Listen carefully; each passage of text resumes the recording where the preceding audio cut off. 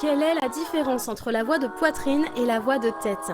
Comment placer sa voix dans les deux cas pour qu'elle soit brillante et pourquoi est-il utile de savoir gérer les deux? Eh bien, c'est ce qu'on va voir aujourd'hui dans cette vidéo que vous pouvez liker, partager et vous pouvez aussi vous abonner à cette chaîne pour avoir plein d'astuces quand vous chantez.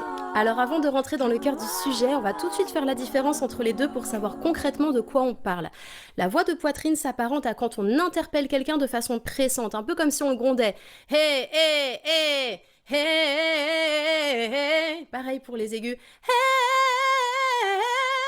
La voix de tête, elle, s'apparente plutôt à quand on interpelle joyeusement quelqu'un au loin. Ouh, ouh, ouh, ouh.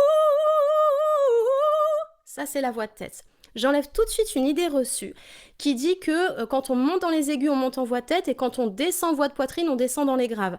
Pas forcément. Alors on va commencer par la voix de tête, qui donc s'apparente à ouh, ouh. Si vous le parlez, vous pouvez aussi le chanter. Il suffit d'allonger les notes.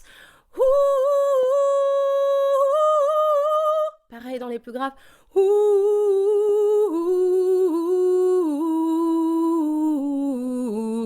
Et là, je descends effectivement à partir d'un certain point en voix de poitrine, mais je peux quand même faire des graves en voix de tête.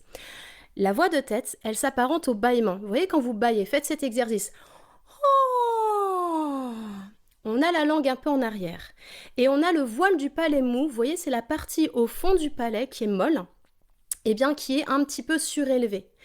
C'est ce qu'on appelle en fait une sous-catégorie du résonateur. On a des résonateurs quand on chante. D'abord, on a le pharynx, on a la cavité buccale, on a les fosses nasales.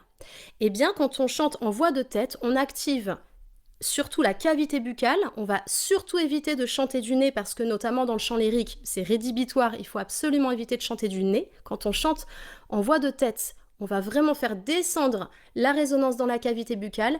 Et en sous-catégorie de résonateur, il y a le voile du palais mou qui est donc au fond de la cavité buccale et ça se soulève. Vous pouvez vous amuser pour explorer votre voix à aller toucher le voile du palais mou au fond.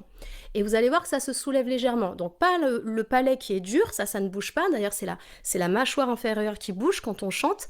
Par contre, la langue, bien sûr, bouge, c'est un muscle. Et le voile du palais mou bouge légèrement. Et on va vraiment activer ce résonateur, comme quand on bâille, pour avoir quelque chose de rond, de chaleureux, et qui va vraiment résonner de façon à même, si vous explorez votre voix à la maison, vous allez même entendre que le son peut ricocher sur les murs et vous allez entendre des harmoniques. Parce qu'une note est constituée de plusieurs notes, c'est les harmoniques.